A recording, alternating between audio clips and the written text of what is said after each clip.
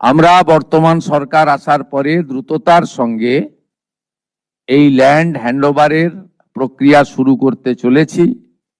আজকে এর সূচনা লগ্নে আমরা 18+9 কিলোমিটার এলাকাকে সুরক্ষিত করার প্রয়োজনীয় জমি সরকারি এবং আমাদের প্রাইভেট ল্যান্ড যা পারচেজ আমরা করছি এবং তার সম্পূর্ণ অর্থ বিএসএফ আমাদের দিচ্ছেন, ভারত সরকার আমাদের দিচ্ছেন, আমরা সেটা সূচনা করলাম।